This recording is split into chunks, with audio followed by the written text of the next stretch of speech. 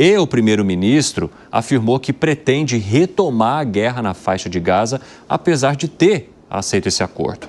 Eu vou conversar com o Luca Bassani, que vai trazer as informações para a gente agora. Essa declaração, ela mexe muito com essa situação. Tem também manifestações do presidente dos Estados Unidos, Donald Trump. Conta para a gente essa história toda, hein, Luca Bassani? Bem-vindo. Pois é, Evandro, uma série de declarações que vem tanto de Netanyahu quanto de Donald Trump que repercutiram muito mal. Boa tarde a você e a todos que nos acompanham. Primeiramente, Donald Trump disse que os Estados Unidos podem tomar o controle da faixa de Gaza para reconstruir o enclave palestino e fazer dessa região uma riviera no Oriente Médio. Para isso, recomendou que os palestinos deixem a faixa de Gaza, cerca de 2.300.000 pessoas, indo preferencialmente ao Egito e à Jordânia. Ambos os países negaram estar tendo qualquer tipo de plano para receber os palestinos que acreditam que devam permanecer na sua terra original, a faixa de Gaza. Ao mesmo tempo, Benjamin Netanyahu disse que o cessar-fogo continua, mas que Israel tem planos de retomar a guerra no enclave palestino por conta da periculosidade que o Hamas representa para o Estado de Israel. Ele disse que tudo que o Hamas realizou no ataque terrorista de 8 de outubro de 2023 e durante a guerra, além também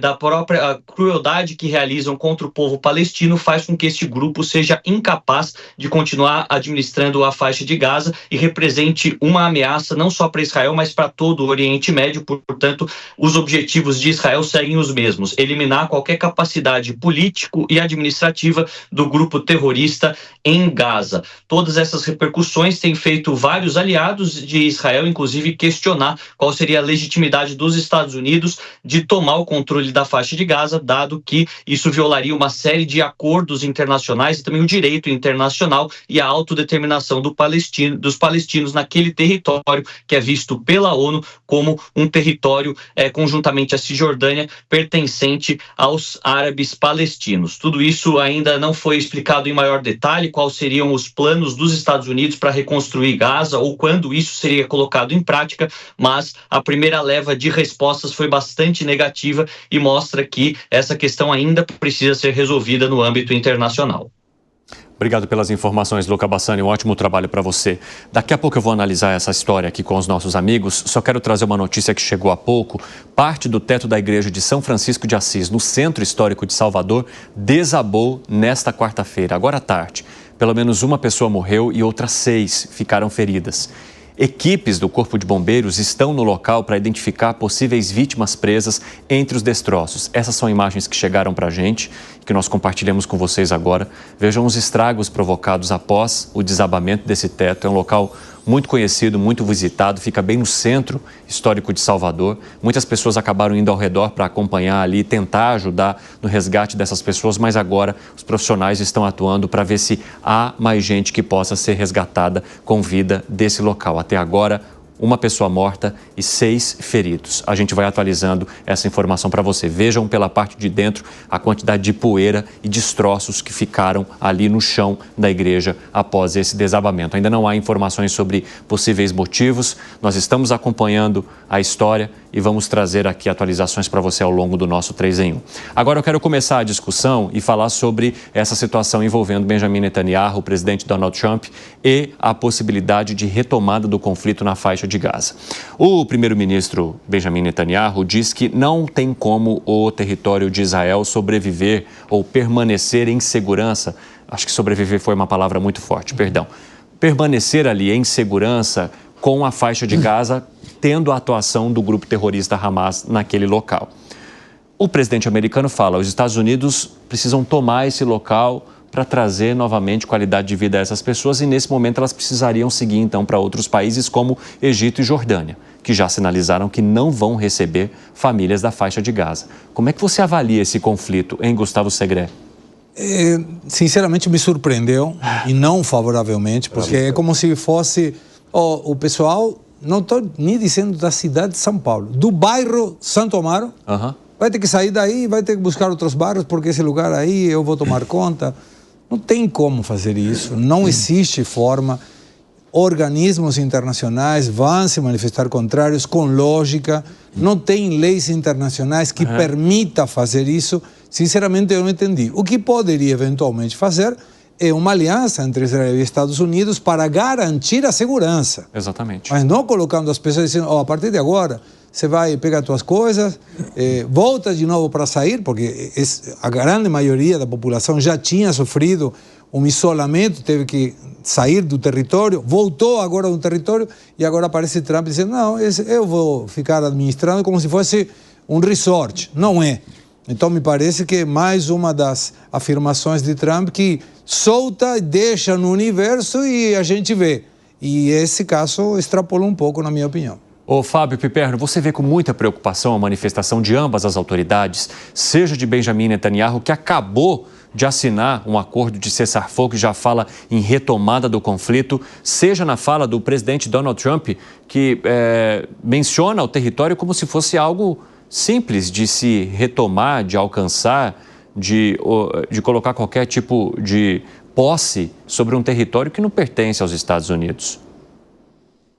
Essa manifestação do Trump, ela tem um único mérito, que é o de deixar muito clara as intenções que há muitas décadas norteiam as políticas, a diplomacia de Israel e também dos Estados Unidos em relação à faixa de Gaza. A gente está falando, sim, de uma política expansionista. Não é de hoje que pipocam declarações vindas, inclusive, do atual gabinete de Israel, de ministros israelenses, aventando a possibilidade de limpeza étnica. E isso tem que ser dito com todas as letras.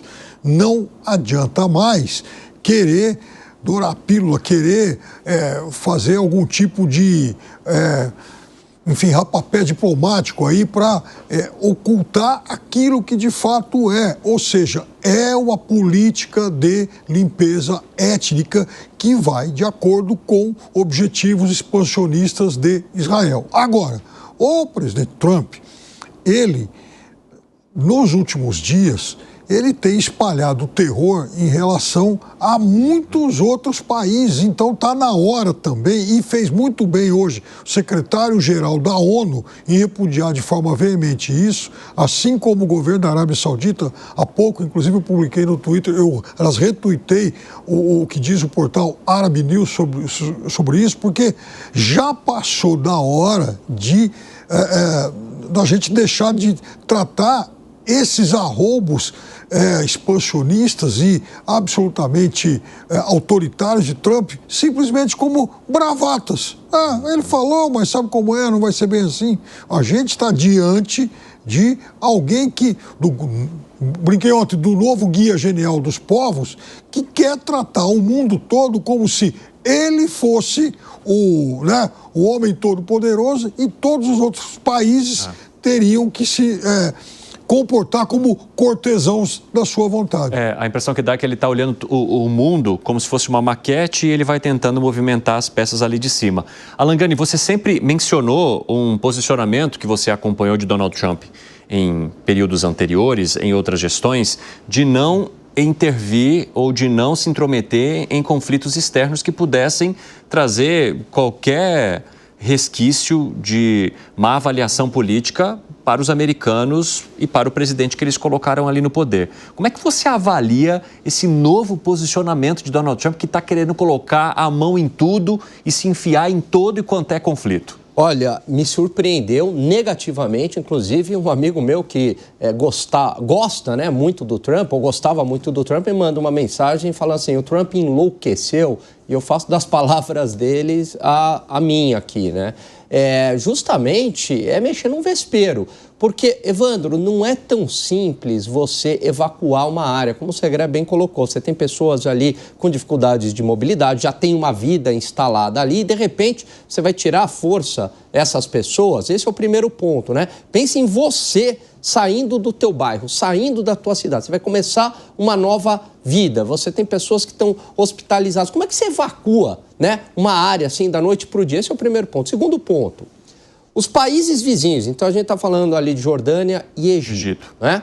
Eles vão receber? Eles aceitaram isso? Porque também torna um problema para eles. Eles já disseram que não. Então esse é o segundo ponto.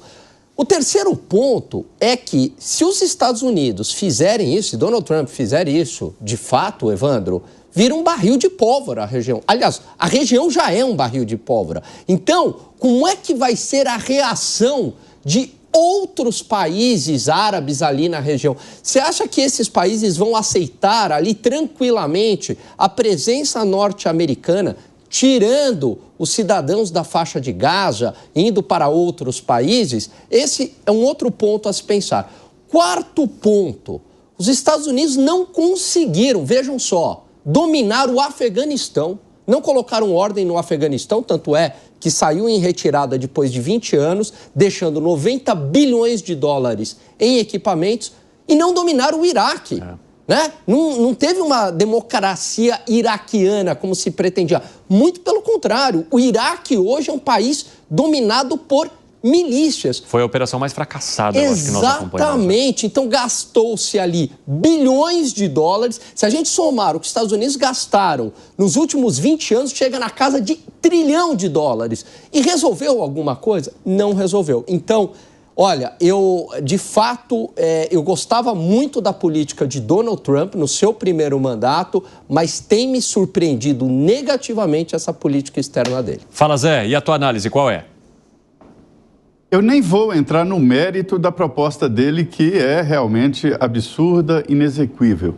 Uma vez, fazendo matéria sobre prêmios bilionários, né, e que geralmente os prêmios são dilapidados, poucos aumentam, aliás, nenhum conseguiu aumentar o valor do prêmio durante a vida, e muitos diminuíram, alguns pioraram até o que era antes. Então, sobre isso, o conselho do economista e do educador econômico era o seguinte: uma pessoa que ganha um prêmio vai para um resort, fica lá um mês falando eu sou milionário, eu sou milionário, eu sou milionário, até que aquilo entra nele e que ele entende que a vida dele mudou, que não é a mesma coisa. Eu aconselharia essa mesma situação para quem é eleito presidente da República, governador, prefeito de grande cidade e presidente do mundo, que é o que pensa o presidente dos Estados Unidos, Donald Trump. Tinha que ir para um lugar e falar, eu sou presidente da maior potência mundial. Eu sou presidente da maior potência mundial. Por que eu estou dizendo isso? Porque é uma opinião. Ele não lançou nenhum projeto, ele não fez nenhuma determinação, ele não usou aquela caneta nervosa, aquela canetona preta dele para estabelecer normas ou para decidir. Ele deu uma opinião. A opinião de uma pessoa pragmática. E esse é o pragmatismo, esse é o mundo ideal da cabeça dele. Né? De um investidor de imóveis, transformar ali numa Riviera, de levar todos para um lugar melhor. Quem é que não quer ir para um lugar melhor? Mas esse melhor é subjetivo. Os palestinos querem ficar lá. Né? Mas então é isso. Então ele tinha que entender que a simples opinião ou o comentário dele tem essa repercussão mundial que está acontecendo. E tem, inclusive, repercussões na imagem dele, como disse o Alan, como disse o amigo do Alan, e o Segré, que era otimista com relação à eleição do Donald Trump, e por uma simples opinião dele, provoca esse tipo de desgaste. É uma opinião, mas é uma opinião, um comentário do presidente dos Estados Unidos. Isso tem um peso só na emissão da opinião. Exatamente, Zé, muito bem observado. Agora eu quero também tratar com vocês rapidamente a manifestação do primeiro-ministro Benjamin Netanyahu de retomar esse conflito, de retomar esses ataques. Para onde que isso vai caminhar no teu ponto de vista, Segré? Para mim, ele fez esse comentário em função do comentário do Trump. Se não tivesse o comentário do Trump, provavelmente ele não teria feito isso, ou ele já sabia o pensamento do Trump e tomou forças para falar isso. Há poucos dias atrás foi feito o acordo para parar o conflito. Não vejo nenhum motivo para retomar o conflito. Até porque a realidade de uns dias atrás e hoje não mudou. Hamas continua sendo e será uma ameaça. Isso é fato. A postura do Hamas não é ganhar ou ameaçar os israelis ou até atacar alguém. É acabar com Israel.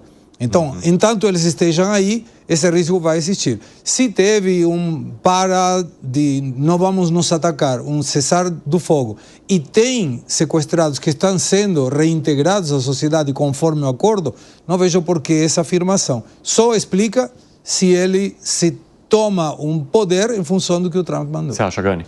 Não, eu acho que seria muito ruim se voltar, né, esta guerra, porque morre civil, Evandro. Então, da mesma forma que morreram civis, né, inocentes, israelenses, judeus, está morrendo também civis palestinos. Tem que liquidar com o Hamas, sem sombra de dúvidas, mas não a custas da morte de civis. Fala, Piperno.